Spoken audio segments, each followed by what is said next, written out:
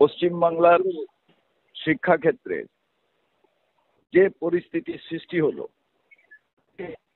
এক মুহূর্ত অপেক্ষা না করে মমতা বন্দ্যোপাধ্যায়ের নৈতিক দায়িত্ব কাঁধে নিয়ে এই সরকার থেকে পদত্যাগ করা উচিত।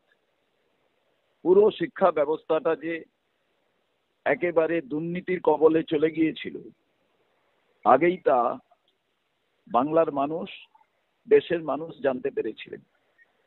তারপরেও কোনো রকম শুধরাবার ব্যাপার, সেখান থেকে শিক্ষা নিয়ে কিভাবে শিক্ষা দপ্তরকে ঠিক করা যায়, হাজার হাজার ছেলে মেয়েদের ভবিষ্যৎ কিভাবে রক্ষা করা যায়, সেই বিষয়টি একবারের জন্য সরকার ভাবেনি। সরকার দেখাতে পারেনি কারা বৈধ কারা অবৈধ। সেই ক্ষেত্রে মহামান্য সুপ্রিম কোর্টের যে রায়, তাকে আজ মাথা পেতে নিয়ে পশ্চিমবাংলার এতগুলো তরতাজা তরুণ তরুণী, যাদের ভাগ্য আজকে একেবারে শেষ সীমানায় পৌঁছে গেল, আমরা জানতে চাই এর দায়িত্ব কে নেবে।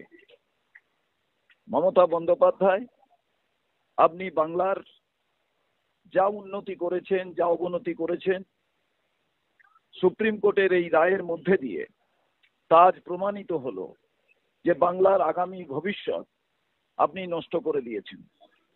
তাই আর এক মুহূর্ত দেরি না করে এই সরকার থেকে আপনার নৈতিক সমস্ত দায়ভার কাঁধে নিয়ে পদত্যাগ করা উচিত এবং নতুনভাবে এই পশ্চিম বাংলার যে হিউম্যান রিসোর্স, যে ছেলেমেয়েরা আছে, তাদের ভবিষ্যৎ কোন দিকে যাবে তা নির্ধারণ করবে বাংলার মানুষ।